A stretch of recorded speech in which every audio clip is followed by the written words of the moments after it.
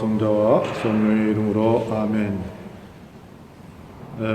성령께서 40일 동안 단식하신 예수님을 광야로 인도하시고 또 유혹을 물리치게 해주셨습니다. 주님, 저희들도 살아가면서 많은 유혹을 받고 있는데 저희들에게 성령을 보내주십시오. 성령의 인도하심으로 저희들도 악마를 쳐 부수며 하나님의 영광을 드러낼 수 있도록 허락하여 주십시오. 부족한 기도 예수 그리스도를 통하여 비나이다. 아멘. 성부와 성자와 성령의 이름으로 아멘. 네, 지난 시간에 이어서 오늘은 광야의 유혹 두 번째 유혹을 좀 보도록 하겠습니다. 마태복음 4장 5절에서 7절까지의 말씀입니다. 성경을 읽겠습니다. 그러자 악마는 예수님을 데리고 거룩한 도성으로 가서 성전 꼭대기에 세운 다음 그분께 말했다. 당신이 하느님의 아들이라면 밑으로 몸을 던져보시오. 성경에 이렇게 기록되어 있지 않소? 그분께서는 너를 위해 당신 천사들에게 명령하시리라. 행여 내 발이 돌에 찰세라 그들이 손으로 너를 받쳐주리라. 예수님께서는 그에게 이르셨다. 성경에 이렇게도 기록되어 있다. 주 너의 하느님을 시험하지 마라. 5절에서 7절까지 그 악마가 예수님에게 그 유혹하는 장면을 먼저 좀 보도록 하겠습니다. 악마는 예수님을 데리고 거룩한 도성으로 가서 성전 꼭대기에 세웠다고 기록하고 있습니다.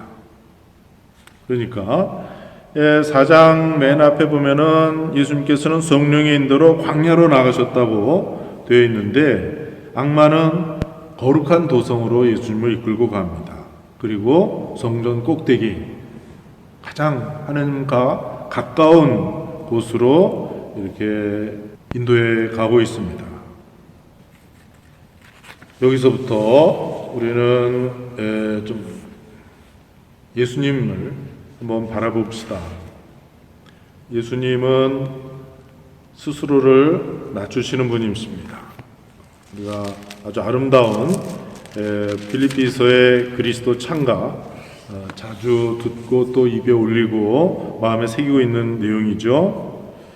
그분께서는 하느님의 모습을 지니셨지만 하느님과 같음을 당연한 것으로 여기지 않으시고 오히려 당신 자신을 비우시어 종의 모습을 취하시고 사람들과 같이 되셨습니다. 이렇게 여느 사람처럼 나타나 당신 자신을 낮추시어 죽음에 이르기까지 십자가 죽음에 이르기까지 순종하셨습니다.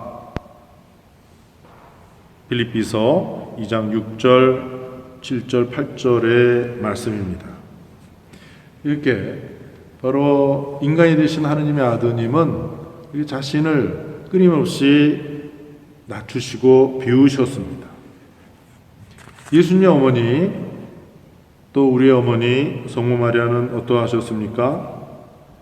그분은 자신을 비천한 여종으로 자처하셨습니다. 루카복음 1장 48절에 보면은 당신 종의 비천함을 돌보셨음이로다. 자신을 비천한 한 여인으로 자리매김을 하고 있습니다. 그런데 악마는 주님의 말씀을 듣는 것이 아니라 자기의 말을 듣고 그래서 상식에 어긋나게 행동하고 또 특출난 행동을 하고 기적을 일으키면서 사람들의 시선을 끌고 사람들의 박수를 받으라고 거룩한 도성 그것도 거룩한 성전 맨 꼭대기로 올라가서 그리 더욱더 이제 높이 올라가라고 유혹하고 있습니다. 당신이 하느님의 아들이라면 밑으로 몸을 던져보시오. 몸으로 그 꼭대기에서 몸을 던지면 어떻게 되겠습니까?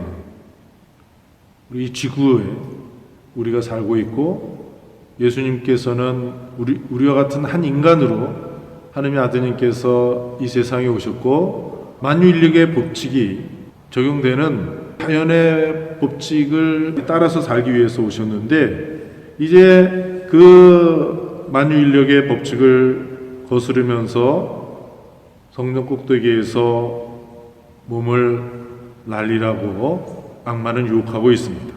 악마는 성경 말씀을 아전인수격으로 이용하고 있습니다. 우리가 요즘에도 보면은 성경은 교회의 책입니다. 교회가 성경을 쓰고 교회가 우리들에게 이렇게 전해준 것이고 교회의 책이기 때문에 교회와 함께 이 성경을 읽어야 되는데 아전인수격으로 읽으면 안 된다는 것을 우리가 여기서 다시 한번 확인할 수 있습니다. 하나님께서 인간이 되셨습니다. 인간을 사랑하기 때문에 우리 인간이 사는 세상을 존중하면서 이 세상에 오셨습니다.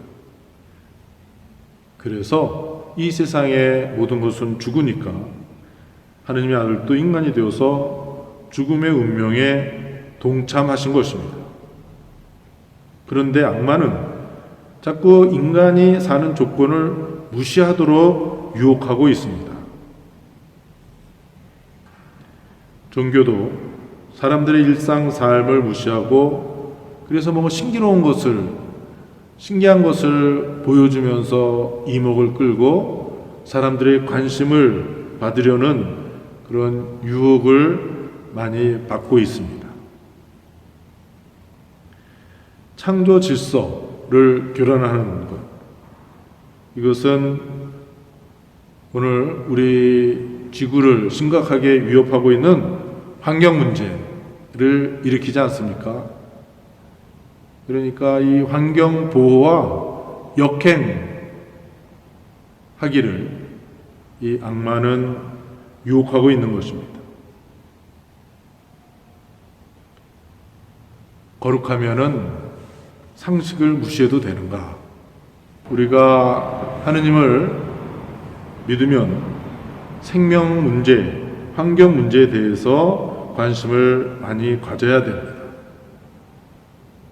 하느님을 믿는다고 하면 정말 하느님이 지으신 이 창조 질서를 어떻게 존중하고 잘 보존해야 될 것인가. 이것은 환경 문제뿐만 아니라 이 사회 질서도 생각해야 하기에 우리 교회의 사회 교례에 대해서도 우리가 관심을 가져야 됩니다. 자, 당신이 하느님의 아들이라면 밑으로 몸을 던져보시오. 그러니까 창조 질서를 존중하고 인간의 삶을 존중해야 된다는 것.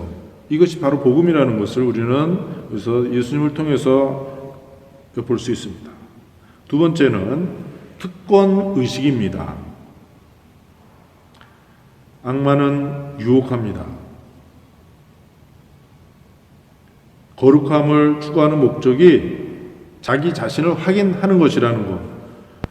그렇게 유혹합니다. 그래서 하느님을 믿는 것이 아니라 사실은 하느님을 믿는 것을 내세워서 자기 과시를 하려는 것입니다. 상식을 떠나고 상식을 파괴하고 하느님을 이용해서 자기 구원을 달성하고 자기 입신양명을 목표로 하려는 것이 아닌가. 하여튼 우리가 예수님께서 겪는 이 유혹을 보면서 예수님은 특권의식을 갖지 않으려고 단호하게 이 유혹에 맞섰습니다. 높은 데서 뛰어내리라, 성전에서. 그러니까 그 안에 들어있는 내용은 뭡니까? 하나님 아버지에 대한 불신 속에서 하느님을 시험하고 그래서 악마 자신의 말을 따르라고 유혹하고 있습니다. 그런데 예수님께서는 어떻게 하셨습니까? 예수님도 뛰어내렸습니다.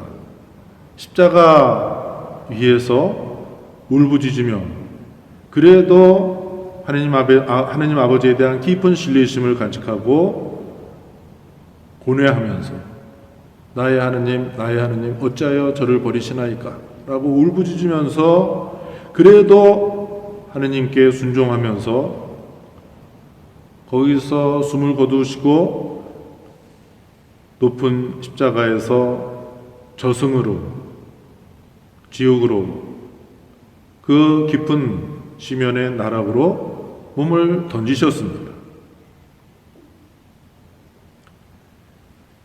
악마는 자신의 말을 듣고 예수님의 몸을 구하려고 성전에서 몸을 던지라고 유혹했습니다. 그러나 예수님께서는 하느님 아버지에 대한 신뢰심을 끝까지 간직하고 십자가에서 버티셨습니다. 요한복음 12장 32절에 예수님께서 이렇게 말씀하셨습니다. 내가 땅에서 들어 올려지면 모든 사람을 나에게 이끌어 드릴 것이다. 그래서 예수님께서 십자가 죽음에서 모든 사람을 당신 팔에 안고 저 높은 부활과 성천회로 이끌어 가실 수 있었습니다.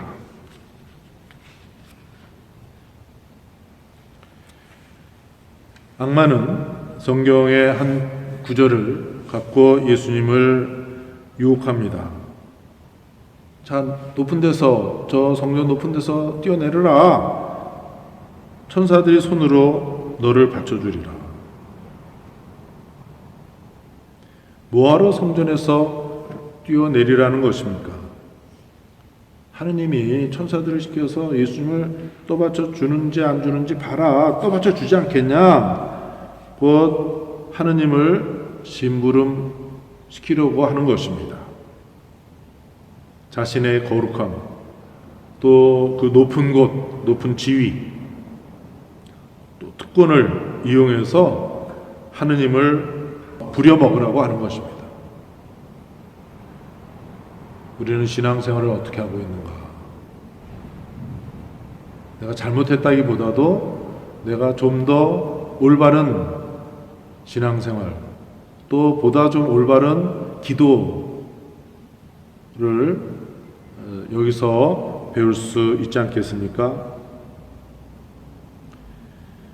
예.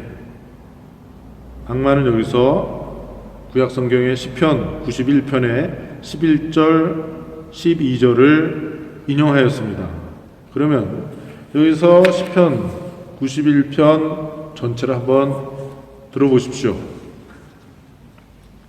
지극히 높으신 분의 보호 속에 사느니 전능하신 분의 그늘에 머무는 이는 주님께 아뢰오라.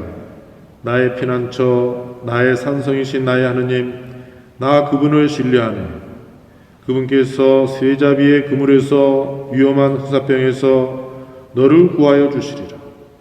당신 깃으로 너를 덮으시오. 내가 당신 날개 밑으로 피신하리라. 그분의 진실은 큰 방패와 갑옷이라네. 너는 무서워하지도 않으리라.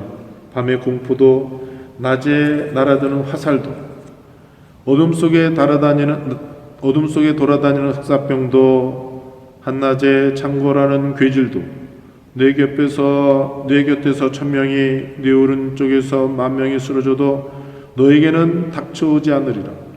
오히려 내 눈으로 바라보아라. 악인들이 벌받음을 너는 보리라. 이는 내가 주님을 너의 피난처로 지극히 높으신 분을 너의 안식처로 삼았기 때문이다. 너에게는 불행이 닥치지 않고 재앙도 내 천막에는 다가오지 않으리라. 그분께서 당신 천사들에게 명령하시어 내 모든 길에서 너를 지키게 하시리라. 행여 내 발이 돌에 차이세라. 그들이 손으로 너를 받쳐주리라. 너는 사자와 독사위를 거닐고 힘센 사자와 용을 짓밟으리라. 그가 나를 따르기에 나 그를 구하여 주고 그가 내 이름을 알기에 나 그를 들어 높이리라. 그가 나를 부르면 나 그에게 대답하고 환난 가운데 내가 그와 함께 있으며 그를 해방하여 영예롭게 하리라. 내가 그를 오래 살게 하여 좋게 하고 내 구원을 그에게 보여주리라. 시편 91편 전체는 이러한 내용입니다. 제일 먼저 나의 하느님 나는 그분을 신뢰하네 하는 내용으로부터 시작합니다. 그렇게 하느님을 성실히 믿으면 하느님께서 천사를 보내시어 손으로 너를 받쳐주리라고 그 구원을 약속하는 내용입니다. 그런데 하느님에 대한 신뢰를 강조하는 이 시편 91편의 내용을 악마는 부분적으로 인용하면서 예수님을 유혹하고 있습니다.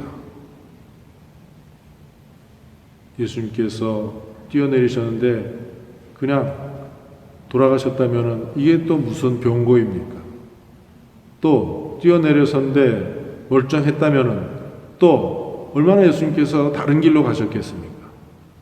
우리의 구원이 이루어지지 않았을 겁니다. 그래서 이 악마가 성경을 인용하는 이 장면을 보면서 우리도 성경을 잘 읽도록 해야 합니다. 조금 전에도 말씀드렸듯이 교회와 함께 읽어야 됩니다. 우리가 성경을 펴면은 성경 보면 성경이라고 되어 있죠. 한 권의 책입니다. 그리고 이 책의 주인공은 예수 그리스도이십니다. 모든 것은 예수 그리스도께로 집중되고 있는 것이고 예수 그리스도를 초점으로 하고 있는 것입니다. 자, 이제 예수님께서 이 악마의 유혹에 어떻게 대응하셨습니까? 7절에 나오죠. 예수님께서는 그에게 이르셨다. 성경에 이렇게도 기록되어 있다. 주 너의 하느님을 시험하지 마라. 예수님은 아주 간단한 한마디로 단호하게 태도를 취하셨습니다. 주 너의 하느님을 시험하지 마라. 자, 이 말씀을 가지고 우리 구약 성경을 좀 잠시 살펴보도록 합시다. 하느님께서 이스라엘 사람들이 에집트 종살이에서 고통 속에서 울부짖고 몸부림치고 하는 것을 보고 듣고 그 고생하는 것을 아시는 하느님께서 기적적으로 그들을 구출해 내셨습니다. 구약 성경의 복음은 바로 이것입니다. 출애굽 해방. 그런데 얼마 지나지 않아서 시나이 광야에서 당장 목이 마르다고 그 사람들은 하느님을 불신하려 들었습니다. 무엇보다도 하느님이 계시지 않다고 하느님을 시험한 것입니다. 시편 94편 8절에 우리가 자주 입술에 올리는 기도의 말씀이기도 하죠. 무리바에서처럼 마사의 그날의 광야에서처럼 너희 마음을 무디게 가지지 마라. 탈출기 17장 17절에 보면은 마사에서 이스라엘의 잘못은 바로 이것입니다.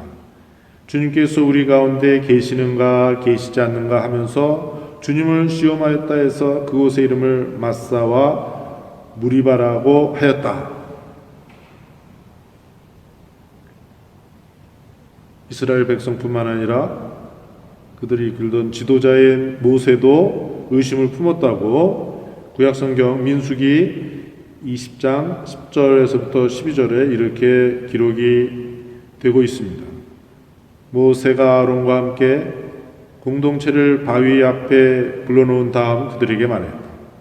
이 반항자들아 들어라. 우리가 이 바위에서 너희가 마실 물을 나오게 해주랴. 그러고 나서 모세가 손을 들어 지팡이로 그 바위를 2번 치자 많은 물이 터져나왔다. 공동체와 그들의 가축이 물을 마셨다. 주님께서 모세와 아론에게 말씀하셨다. 너희는 나를 믿지 않아 이스라엘 자손들이 보는 앞에서 나의 거룩함을 드러내지 않았다. 그러므로 너희는 내가 이 공동체에게 주는 땅으로 그들을 데리고 가지 못할 것이다. 주님께서 모세에게 말하였습니다. 너희는 나를 믿지 않았다. 그래서 가나안 땅에 들어가지 못할 것이다 라고 말씀하셨습니다. 이제 예수님은 이제 신약에서 신약 성경에 보면 새로운 모세로 소개됩니다. 이분은 바로 이 신명기 1장 16절 너희가 마사에서 주 너희 하나님을 시험한 것처럼 그분을 시험해서는 안 된다 하는 이 신명기 6장 16절의 말씀을 인용하면서 예수님께서 단호하게 유혹을 물리치셨습니다. 그러니까 예수님께서 우리에게 강조하시는 말씀은 이렇습니다. 그러니까 기적을 기대하지 마라. 나약한 인간성을 신뢰하고 끝까지 신앙에 충실하자는 것입니다. 예수님은 하나님의 아들로서 인간이 되신 분이고 인간의 운명에 동참하셨습니다. 인간을 사랑하기 때문이죠. 사랑하지 않았다면 그런 일이 일어나지 않죠. 인간에 대한 깊은 사랑과 인간에 대한 깊은 신뢰를 예수님께서는 자기의 목숨을 바쳐서 실천하신 것입니다. 그래서 예수님께서 십자가에서 내려오지 않으셨습니다. 인간의 다 두려워하고 피하고 싶어하는 죽음, 그러나 예수님도 고통스러워하면서도 그 죽음에 동참하셨습니다. 하나님 아버지를 믿고 죽음을 겪고 그리고 3일 동안 저수에 가셨다고, 그러니까 지옥까지 내려가셨다고 말하고 있습니다. 하나님 아버지께서는 사한날에 그 아드님을 죽음에서 부활시키시고 승천으로 들어올리셨습니다. 우리 그리스도 신앙은 예수 그리스도와 하나가 되는 것입니다. 그래서 우리도 하나님의 아들 예수님처럼 하나님을 아빠, 아버지라고 부르게 된 것입니다. 다시 한번 마음에 새겨봅시다. 우리 그리스도교 신앙의 핵심은 하나님께서 인간이 되셨다는 것입니다. 하나님께서 인간성을 취하신 것입니다. 그분은 바로 예수 그리스도입니다. 인간의 나약함마저도 끝까지 붙들고 십자가 죽음에까지 이르신 것입니다. 하느님 곁을 떠난 인간, 그래서 죽음을 겪는데 인간을 사랑하기 때문에 죽음에 이르기까지 인간을 쫓아오시고 인간과 하나 되신 것입니다. 그리고 이제 부활하심으로써 하느님께 충실한 인간이 얼마나 위대한지를 확인해 주셨습니다. 인간이 이제 죽음을 물리치고 죽음을 넘어서서 부활하였습니다.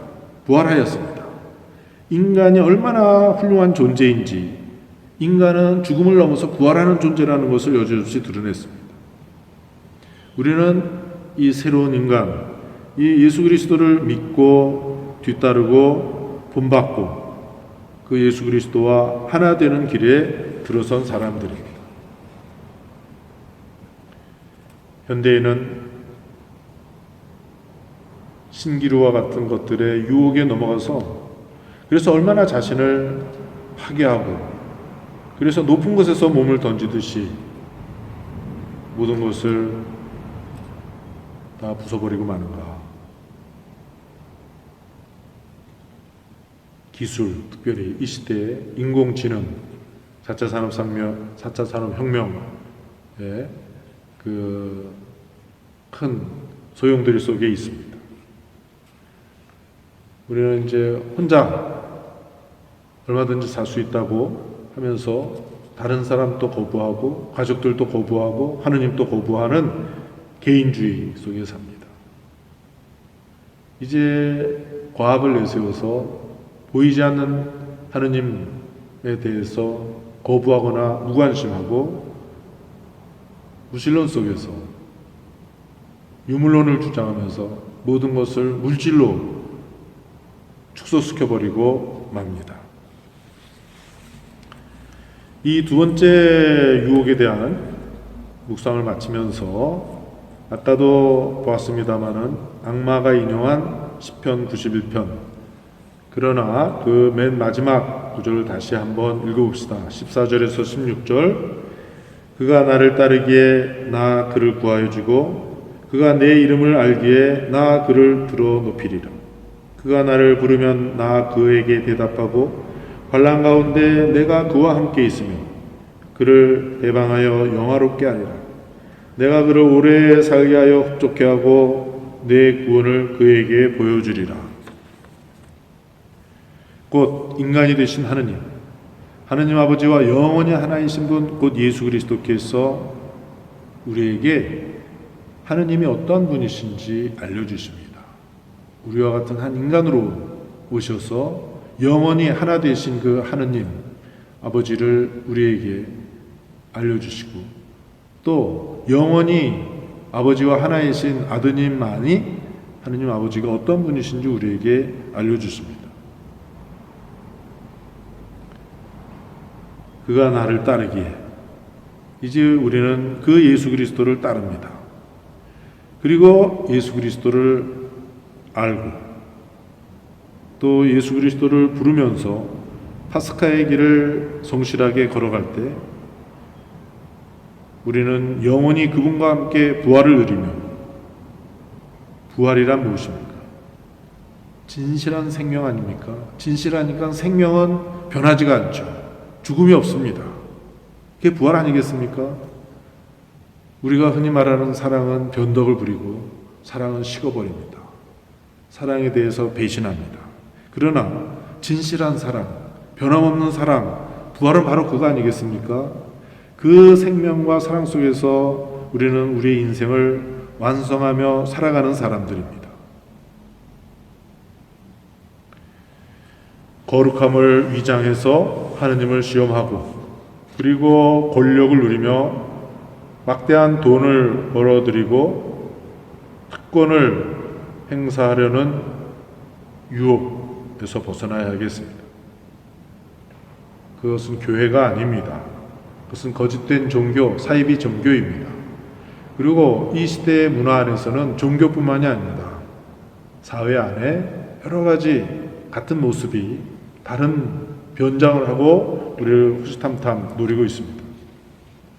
진심으로 하느님을 믿고 또 사람들을 인격적으로 만나고 진리를 생활 속에서 단순하게 찾아나가며 사랑을 실천하고 그래서 삶에 충만한 완전한 인생인 영원한 삶을 향해서 내가 과연 나아갈 수 있을 것인가?